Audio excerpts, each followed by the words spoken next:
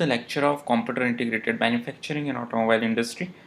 I am Milan Trivedi, Assistant Professor at LJ Institute of Engineering and Technology. Since last two lectures, we are discussing about chapter number 1, that is Introduction to Computer Integrated Manufacturing. So let us continue with that topic. Our next topic is the SIM. Now, SIM actually stands for Computer Integrated Manufacturing. We need to talk about scope of SIM, that where does this SIM principle applies to. Right? When we talk about SIM, the scope of SIM actually lies similar to the scope of CAD and CAM. CAD we already discussed, that is computer aided design. CAM, that is computer aided manufacturing. Again, in the manufacturing aspect, we are at two domains, that is manufacturing planning, manufacturing control, and the main manufacturing part. So the scope of CAD CAM covers all three domains, while scope of SIM covers not only CAD and CAM, but in along with that it also includes the different business functions, right? So if factory operations has been divided into four major categories, that is design, planning, manufacturing activities and the business functions, and all the activities are being undertaken by the SIM. So if we are using computer in any of this particular manufacture related to relating activities, then it is considered as a SIM, right? Now if you take that particular diagram, so only the difference between CAD/CAM and SIM is lying in the business function. Apart from only design and manufacturing, if it includes business function also, if you are using computer in the business function also, then it will be identified as a SIM, that is computer integrated manufacturing. In that respect only this CAM and SIM word differs, right? In business function also if we are using, then it is considered as a SIM. Okay. Now next topic is components or elements of SIM. It is also identified as a SIM wheel, right? This diagram is very much similar to the above one which we had discussed right now, that factory operation is divided into these four different categories. But first, whenever we talk about CAD terminology normally deals with this geometric modeling, engineering analysis, design review and evaluation, automation drafting, any of the software like AutoCAD, SolidWorks Pro, if you are using and designing something, then it will be identified under CAD. Suppose if you are using computer for this cost estimation, computer aided process planning, programming, computerized work, material resource planning, capacity planning, right, then it will be identified as a computer aided manufacturing planning. You can also use computer for the manufacturing control such as process control, process monitoring, shop floor control activities, computer aided inspection, that is quality checking, right? Then it will be also identified as a computer aided manufacturing control, right? But along with that, SIM actually covers the business function. Now what will come across this business function, that we will discuss also in detail.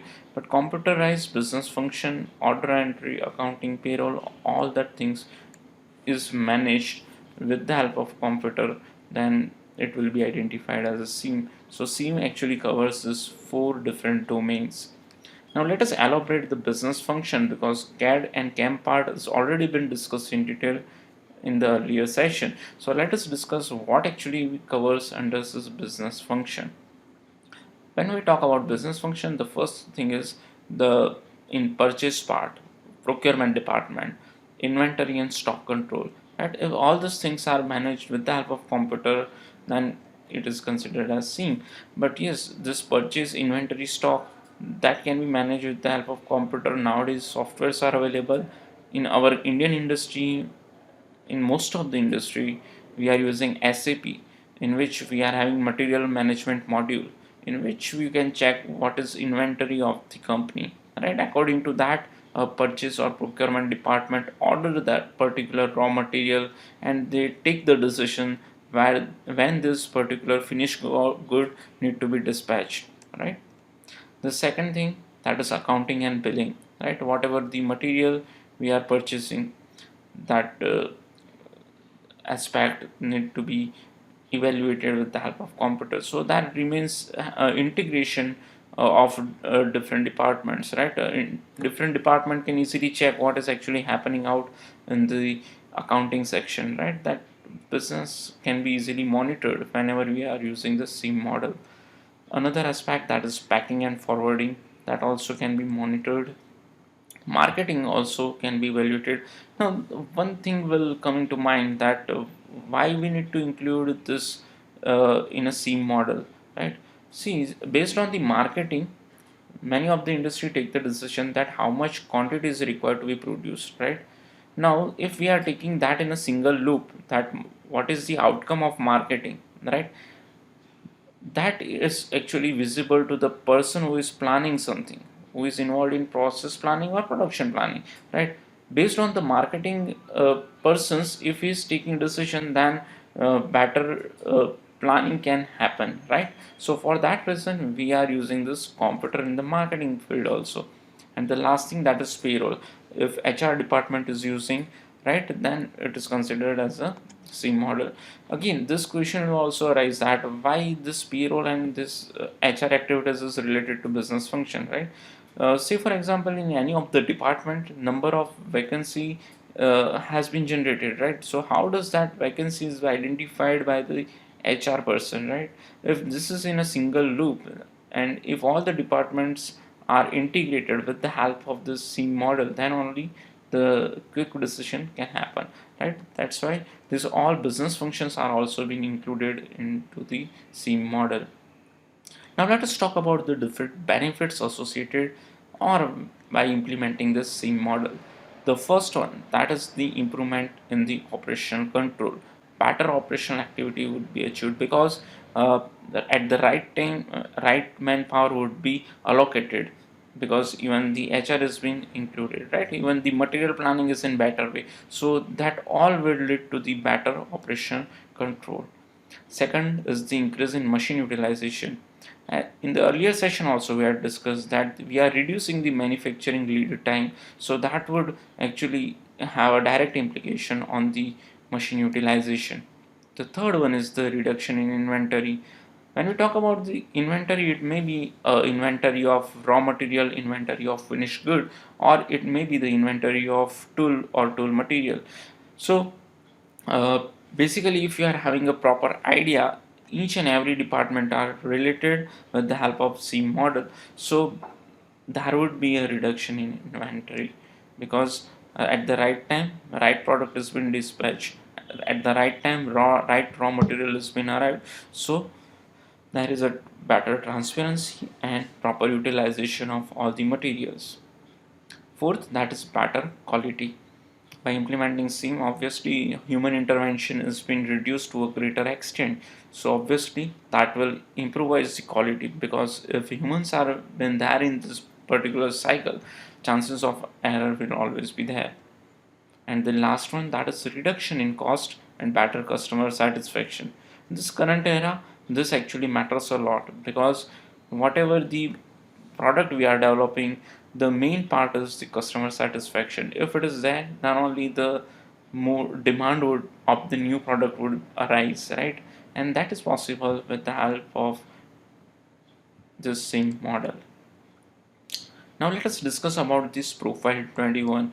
Profile 21, that is actually a role of an engineer who is working in this particular SIEM model, right? The company which is having or implementing this SIEM model, the engineer role would be somewhat different. He must function as an integration engineer, right? He must be aware about all the different departmental activities, and based on that he need to take the decision.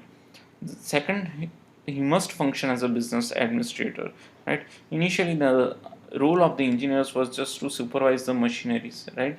But right now all the departmental activities are interrelated, so the primary function would be acting as a business administrator, right? You need to take the decision in such a way that the business functions in a proper way. And thirdly, he must function as a effective team leader, right? Now let us discuss about the effect of SIEM on a personal level. The very first effect we will find is a downsizing of the workforce, right? We will be having a greater reduction in manpower. Second, there would be a requirement of change in a skill set, right? So obviously the person who is working in a scene model need to have a understanding of how does that particular programming works, right? Thirdly, specialists need to be generalized and generalized need to be specialized. This is a very broad term that we need to understand in a proper way. We need to have a specialization. If any of the person is allocated to work on a particular CNC machine, CNC lathe machine, he need to be specialized on that particular machine. Lastly, cultural change in management. See, many of the times it may happen that if you are having a normal manual driven lathe machine, and if a company take a decision that now we will have CNC lathe machine, so obviously the mindset of the person who is working in that particular area would differ. That may he think that his or her role would change, or he may be fired from that job.